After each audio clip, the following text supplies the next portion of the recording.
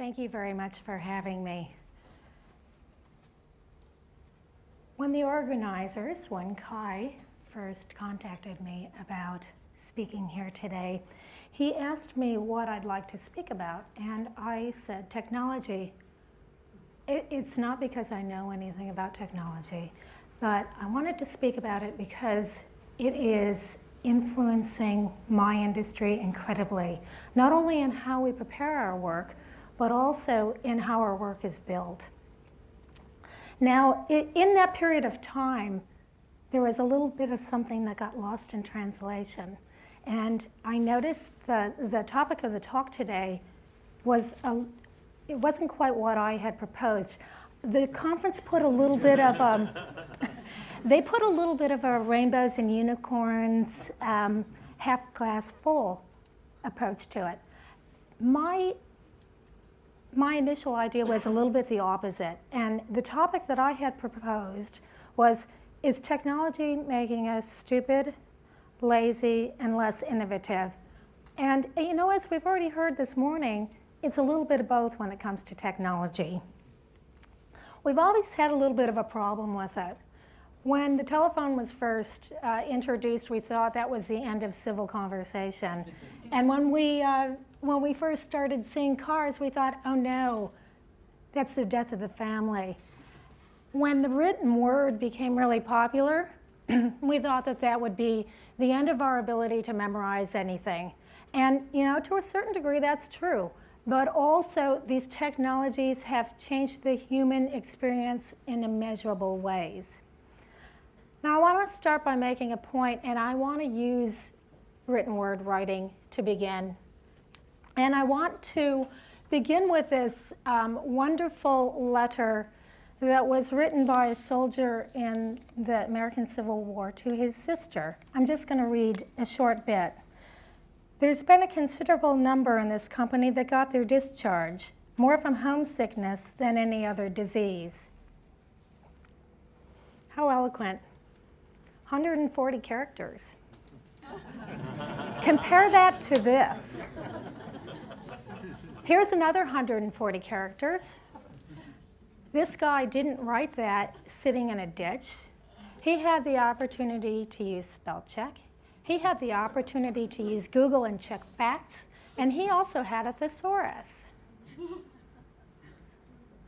This is unequivocal proof that technology is making us stupid.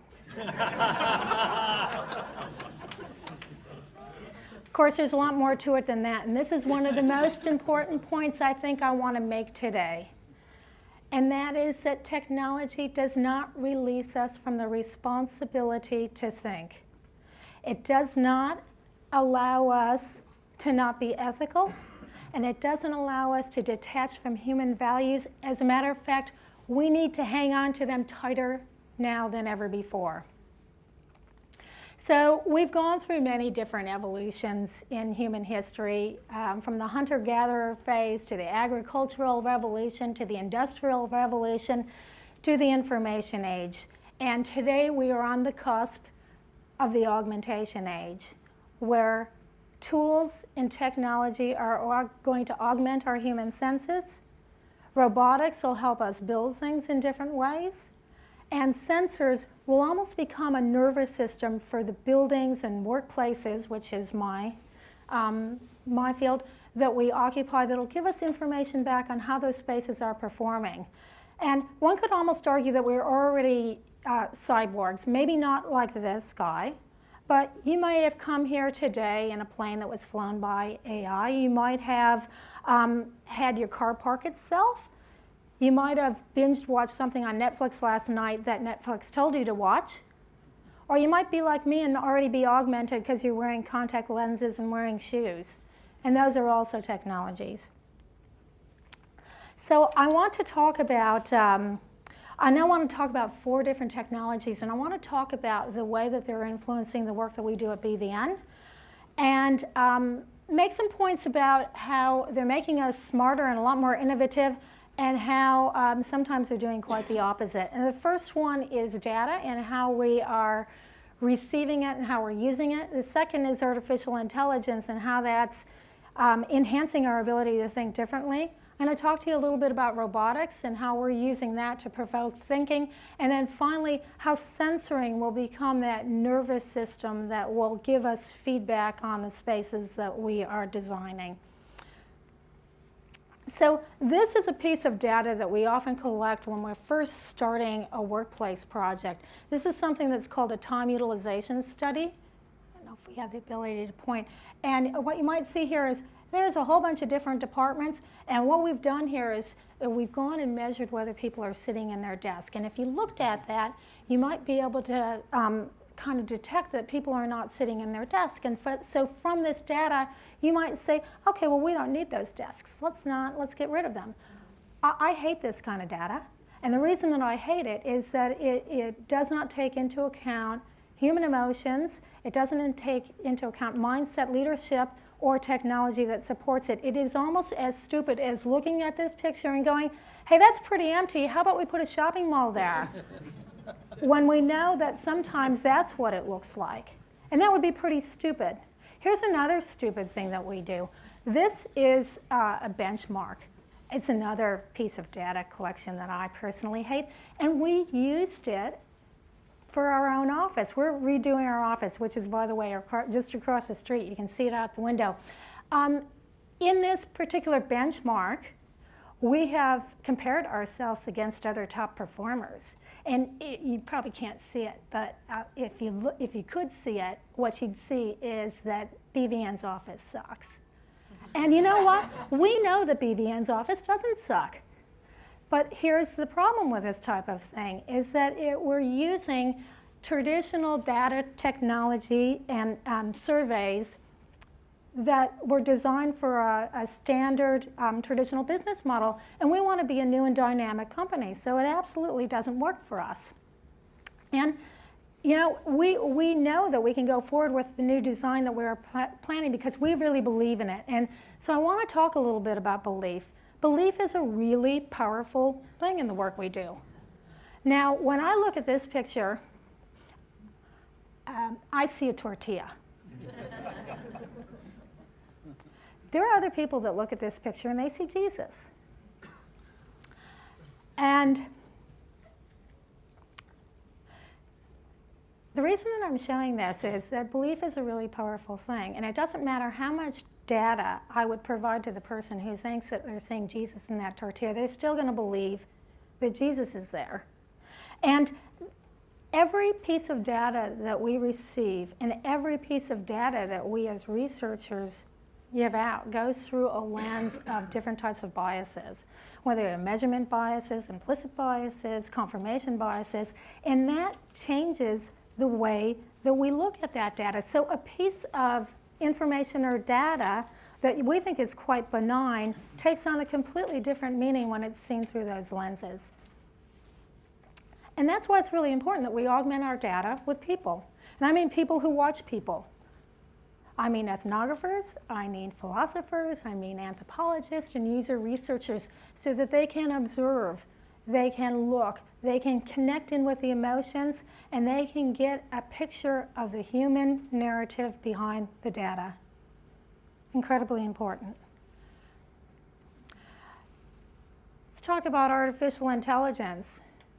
It's already writing books, and it is conducting symphonies, and here you can see an example of a deep neural network copying the styles of different artists. Now, as an architect, people always ask me, are you worried about artificial intelligence? And I say, yeah, shit, yeah. Why? Because here's a picture of one of the guys in the office. We have hundreds of people who sit all day and they do analytical or repetitive tasks. And in a very short period of time, those computers, if they do those, will be a lot smarter than them. So in the design of our new office, what we are doing is we're going to use our physical environment to begin to shift our focus away from the stuff that we might not be so good at to what we are really good at. And what we're really good at, we're really, really good at wasting time. We are really good at waving our arms around and pontificating. We try things, we fail, we try again. We're really good at human relationships. And so that's what we're going to be doing in our office to move away from this. And we're doing that because we want to use the space to make us think differently, to borrow the old Apple ad. We want it to provoke us because we think that thinking differently is going to be the next engine of wealth in the emerging economy, and it'll be our only point of differentiation. So I want to give you some examples of how we're using robotics to make ourselves think differently. As I said, we're redesigning our office right at the moment. Actually, we've already started construction. And this was our challenge. We have this problem with our workplace. We work in teams, and people need to move around and reconfigure to form teams. And we have two problems. Well, there's more than two, but the first one is that we sit at long bench desks and they can't move around. The second is that power and data is distributed in our workplace through a system that was designed 50 years ago and hasn't changed in the last 50 years. So what we thought was, how about we start to think of a new way to distribute power? And by the way, because so many of our people are working on computational graphic systems, they're using Revit, Grasshopper, Rhino, those are not the types of systems that you can run over a Wi-Fi network. They have to be plugged in. At least right now they have to be plugged in. So we gave ourselves this task and we said, how about we start to play with computers to get ourselves thinking about new ways to distribute that. This is a picture of our studio, a plan. It's just across the street in the Hilton building. And we're taking all of our data through fiber networks. And what we wanted to do is, instead of those right angle cable tray distribution, we wanted to do something more organic that would come around to a series of desks that you see. And these circles represent groups of 7, 8, 4 people that are teams. So we thought, let's create a system, an organic system that would distribute that and overlay it and consolidate it with the other systems in our building or in our workplace. And that's when we brought in the robots. So we're working with Sydney University as well. And we brought in the robots because we wanted to see what kinds of construction techniques they might develop that we wouldn't have thought of. One of the things that's really interesting about robotics is it almost brings back the handcraftedness that you can't afford in a highly manufactured space. So we started playing around with just some different weaving and wire bending techniques.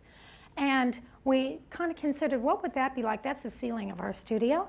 What would that be like? How could we maybe distribute power in a random fashion, or maybe we could maybe we could distribute it in, to a big boom arm that dropped down with an umbilical cord where people, individual agents, could plug that power into their desk, then unplug it, move their desk to another team, and plug it back in. And that's what we were after. Now, that big round thing, that thing doesn't exist. The only way we would have thought about it was that we were playing with computers, and so it gave us an idea. And if we are able to manufacture something like that, we're all going to retire soon. We play around with a lot of things. Pardon me. This is a whole table of 3D prints. We have hundreds of these in the studio, and we use this technique to just try different types of building styles and shapes. We use it to try different pieces of buildings, and it helps us. I can put my hand on my heart and tell you that we would not think of the things that we think of if we weren't playing with these things all the time. The last thing I'm going to talk to you about today is sensors. This is another study that we've been doing where everybody in the office was wearing one of those round sensors. It sent a signal back to a holding place that sent data back to a computer. It recorded how we moved about the space. And what this is the reason we find this so interesting, is a bunch of data that we have. We don't really know what we're going to do with it. We're just going to park it away for a while. But what we are hoping it will do is that it will create a data set that will allow us to do some predictive analysis around how spaces are used. This is a space that we designed. And if you can imagine, if there was a sensor in that stool or there was a sensor in that bench, it would probably tell us that that perimeter desk is not being used the way that we thought it was, because I can guarantee you we did not design that to hold bricks and a whole bunch of crap. And neither did the client want that. But there's something about the space that wasn't quite working. And so we're really excited about this idea of sensors becoming this nervous system for the spaces that we design. And this is the last slide I'm going to show you. This is our studio across the street. And I love the way that this kind of represents what I'm talking about here today. Whoop. This is thing 1, thing 2, thing 3, and thing 4. They're 3D printers. This is a couple of my colleagues that are playing with virtual reality, which we use all the time now, not only to study spaces, but to show clients what their spaces are like. This guy here, Aiden, he's a mechanical engineer. He is building a sensor. And this guy is Physical Barry. We also have a Digital Barry, but Physical Barry is a human being that makes models by hand, and all of them are together. And it kind of gives you this impression, or it kind of highlights the importance of the way that we make technology not make us stupid is by making sure that we merge technology with human beings. Thank you very much.